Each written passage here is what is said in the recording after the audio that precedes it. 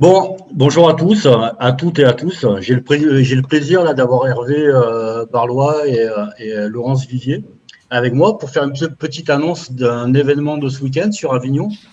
Sur Avignon, en Avignon, on dit aussi, hein, je crois, sur Avignon. C'est les régionaux individuels de cadet à Un master. master, De c'est cadet à ça. master. Donc j'aimerais qu'on fasse une petite annonce, qu'on en parle. Qui c'est un des deux qui me propose le cadre de cette compétition-là et les enjeux, notamment, qu'il peut avoir? Laurence, Hervé? Ben Hervé, du coup, je te laisse la parole. Tu avais bien commencé. Ouais. Ben, l'enjeu principal, c'est les championnats, c'est le championnat de la région. Donc, c'est la dernière compétition d'importance avant de se confronter au niveau national. C'est-à-dire que les athlètes, ils vont se confronter aux meilleurs de la ligue et ça va leur permettre de voir un petit peu où ils en sont, surtout après une saison Covid un petit peu perturbée. Et les athlètes attendent ça pour savoir réellement ce qu'ils valent, on va dire, dans la confrontation. Après ça, il peut y avoir encore des meetings qui leur permettent de se qualifier, d'obtenir la performance, mais on n'est jamais sûr d'avoir tout le gratin qui sera présent sur les régionaux. Il y a beaucoup de disciplines de concernées. Hein. Il y a la hauteur, la longueur, le marteau, le javelot, le 100 mètres, toutes. Hein. Ils sont toutes. Toutes les disciplines sont ouvertes, hein, bien sûr. Ce sont toutes les disciplines qui vont qui seront réalisées au championnat de France. Ok. Du coup, j'ai même vu des personnes que j'ai l'habitude de croiser sur le running, sur des courses de trail ou quoi, qui s'engagent sur le 5000 et le 10 000, hein, je crois. Il y a un 10 000? Non, il n'y a pas de 10 000. Il n'y a pas 10 000. Non. Qui s'engagent sur le 5000. Moi, ça me fait plaisir de voir des personnes du running qui viennent sur le stade des masters s'engager sur le 5000. Et je pense que oui, il y a une petite frustration aussi que les courses running n'ont pas encore complètement repris. Et eux aussi ont besoin de se confronter, de se tester. Et donc, ce qui explique pourquoi ils s'inscrivent. Il y avait déjà aux départementaux plus de 20 inscrits sur un 5000 mètres. C'est assez rare quand même sur un championnat départemental. Et donc, du coup, c'est un signe d'un besoin de nos athlètes. D'un besoin de compétition, d'un besoin de se reconfronter à une chronométrie, quoi, en même temps. Mais alors là, on sort d'un championnat d'épreuves combinées et j'ai remarqué qu'il y avait des personnes qui étaient aux épreuves combinées qui se retrouvent aussi en individuel. C'est-à-dire qu'ils courent 2 lièvres en même temps. Comment ça se passe? Alors, il y a ces deux choses. Effectivement, on peut dire d'une certaine manière qu'ils courent 2 lièvres en même temps. C'est-à-dire que dans les épreuves combinées, donc le championnat va avoir lieu sur le week-end du 20 juin. Et à la suite de ça, ces athlètes, s'ils ont des points forts, ils peuvent ensuite défendre à nouveau leur chance en individuel, donc sur des épreuves individuelles dans lesquelles ils sont performants. Et très souvent, on a des athlètes combinaires, donc décathlètes ou heptathlètes, qui ont une spécialité forte et qui peuvent défendre leur chance en individuel. Donc c'est pour ça. Et puis d'un autre côté, on a aussi cette nécessité pour les combinaires de continuer à progresser dans chacune des épreuves, donc soit leurs points forts, soit aussi leurs points faibles. Et pour ça, ils ont besoin de se confronter sur des championnats et des compétitions. Et c'est pour ça qu'on retrouve la majorité des épreuves combinées sont présents aussi sur le championnat individuel, sur une ou deux épreuves. Alors là, on est dans une année particulière hein, avec une première partie de l'année avec de fortes contraintes sanitaires. Est-ce que là, on a un championnat individuel de cadet à master? Est-ce que les autres années, on n'en aura qu'un seul cette année? Est-ce que les autres années aussi, il y a eu un seul championnat ou comment ça s'est passé? Il y a des départementaux avant? Comment ça se passe? Est-ce que les départementaux déterminent les personnes qui ont le droit de s'engager sur les régionaux derrière? J'ai des questions qui m'ont été posées comme ça. Est-ce que les départementaux sont le filtre, sont le prérequis pour y accéder ou pas? Alors, il y a eu une période où c'était le cas, mais ces dernières années, les régionaux étaient ouverts, notamment sur les épreuves de course. Hervé, tu peux peut-être confirmer sur les concours? C'est ça. En fait, le passage obligatoire par des départementaux, ça serait un peu compliqué. En fait, quand on l'applique, on s'aperçoit qu'on a des athlètes qui se retrouvent pas qualifiés aux régionaux, tout simplement parce que sur ce week-end-là, ils n'avaient pas forcément prévu de participer, ou pour une raison ou pour une autre, ils n'étaient pas encore performants sur les départementaux. Donc, les autres années, c'était toujours un peu ambigu. On préférait ouvrir parce qu'on se rendait compte que des athlètes pouvaient avoir déjà réalisé des performances qualificatives, mais pas sur les départementaux. Et on a également des athlètes d'un certain niveau qui participent à des meetings pendant la première période, notamment quand il y avait aussi les interclubs. Et parfois, voilà, ça faisait une surcharge aussi de passer par cette étape préliminaire. Même si ça reste, les départementaux restent vraiment intéressants pour une grande partie de nos licenciés. Mais c'est vrai qu'il y a une petite couche au-dessus qui doit aussi réaliser des performances en vue des échéances nationales et internationales. Et parfois, ils vont chercher des courses de niveau ou des épreuves de niveau pour réaliser assez vite les standards et puis être tranquille pour se préparer jusqu'au championnat. Ok. Parmi les inscrits, là, je répète, il y en a 500 et quelques d'inscrits déjà. Parmi les inscrits, est-ce qu'il y en a certains que vous nous conseillerez de suivre particulièrement? Ah, c'est la question piège, ça.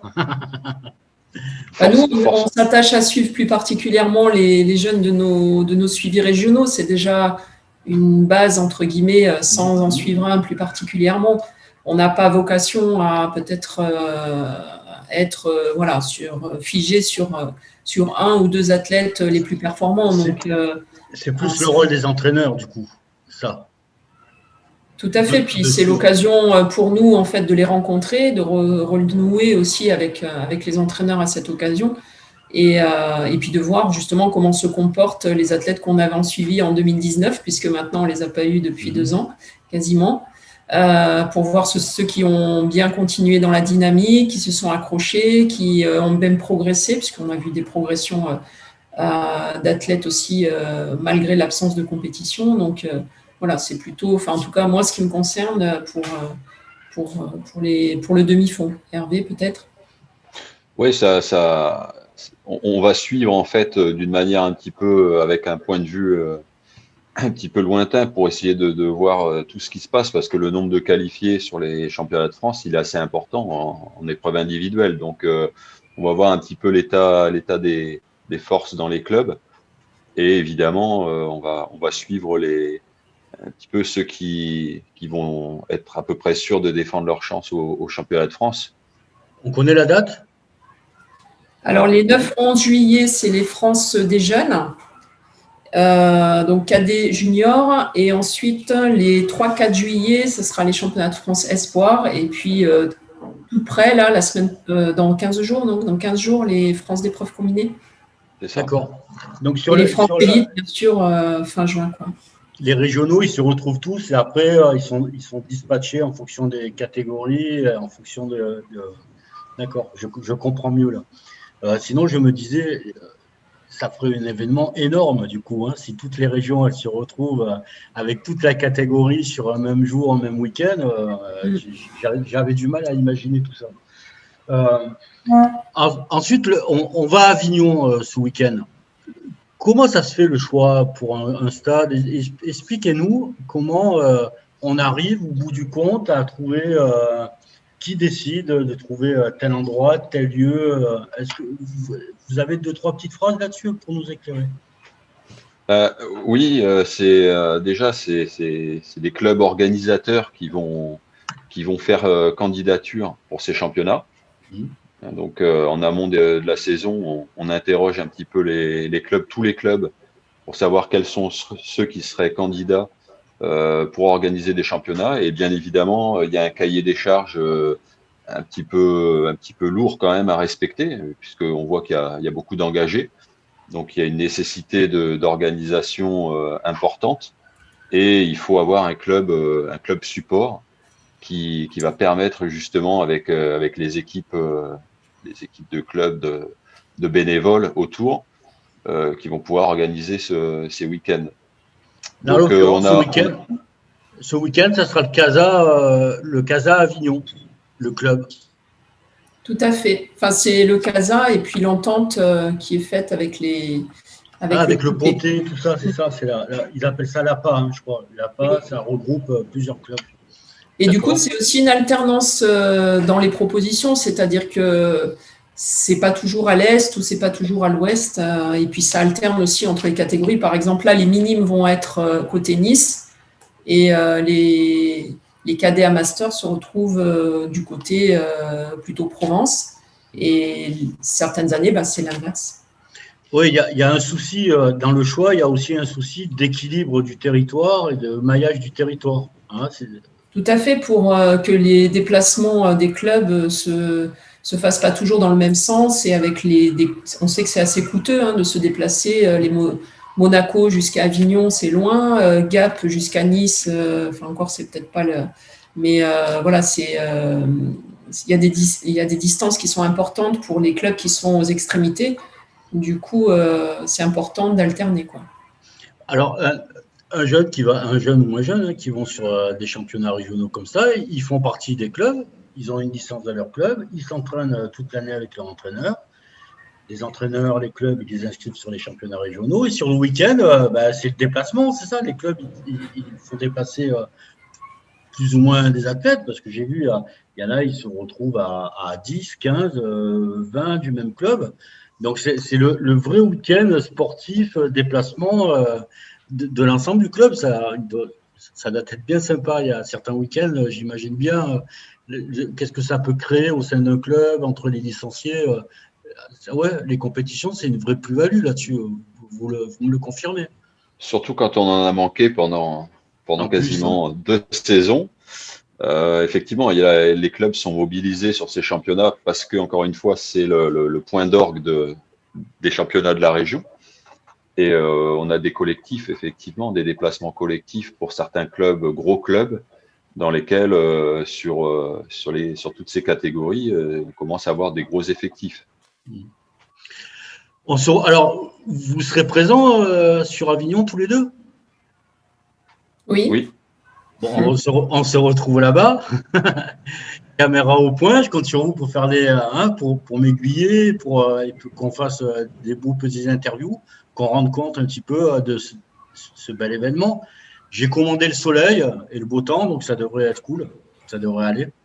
Il faudrait commander pas devant. Pas devant, il faut commander pas devant, tout à fait. Pas trop, du moins. Légèrement favorable quand même. Légère brise. Brise favorable. Un petit mot pour clôturer.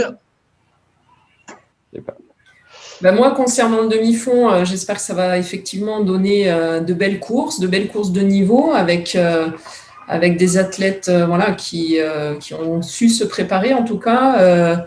Pour l'instant, il n'y a pas trop d'engagés, donc j'espère que d'ici mercredi, il va y avoir un peu plus de matière à faire un certain nombre de séries. Pour exemple, chez les garçons, je crois que j'ai matière à ce qu'il y ait 3 séries sur 800 mètres, c'est pas énorme du tout. Donc, je pense qu'il manque encore des gens aux inscriptions. Mais sinon, voilà, donc j'espère qu'il y aura de bonnes courses, que les athlètes vont être contents de se retrouver et que voilà, le protocole sera quand même respecté, puisque c'est pas encore évident. Il faut être encore prudent et puis respecter un peu toutes les personnes et puis faire en sorte qu'on ne soit pas à nouveau obligé de fermer les vannes. Donc, c'est de nos comportements que va s'en suivre les décisions qui seront prises, notamment après pour l'automne. Tout à fait. Hervé, un petit mot pour finir? Moi, j'attends effectivement de cette compétition qu'elle se déroule dans les meilleures conditions, étant donné que précédemment, c'était plutôt la privation. Et puis, on retrouve déjà chez les engagés beaucoup de cadets. Donc, la première catégorie, les plus jeunes, on va dire, de ceux qui sortent juste de l'athlé école d'athlétisme. Donc, ils n'ont pas encore vraiment vécu les championnats, les grands championnats. Ça démarre à partir de cadets. Donc, c'est l'avenir. Et on voit que sur les effectifs, pour l'instant, on a des gros effectifs en cadet. Donc, ça, c'est le signe que il y a du dynamisme encore dans Ouais, les ouais. clubs et on a des jeunes qui C'est vont prometteur. arriver. C'est C'est prometteur. prometteur pour l'avenir, voilà. On a vu la flopée de cadettes qu'il y avait sur les championnats d'épreuves combinées à Cannes. C'est un vrai plaisir à les voir, hein, tout, hein, même si c'était vraiment une grosse envie de compétition et une grande majorité a promis de de continuer le combiné, quoi, parce qu'elles se sont vraiment éclatées pendant tout le week-end. Bon, Et je pense qu'on va en retrouver beaucoup sur le c'est week-end ça. à Avignon. C'est ça. Ben, il y a toute la série, les locaux, hein, toute la série de Carpentras, tout ça qu'il y avait sur Cannes. À mon avis, on va en retrouver pas mal. Je vous donne rendez-vous ce week-end, hein, sur ce week-end sportif, hein, de gros événements pour notre ligue. Et je vous proposerai la semaine prochaine qu'on fasse un petit débrief justement sur les enjeux de cet événement-là. À bientôt. Merci À Hervé, bientôt, merci Yves. Laurence. Merci.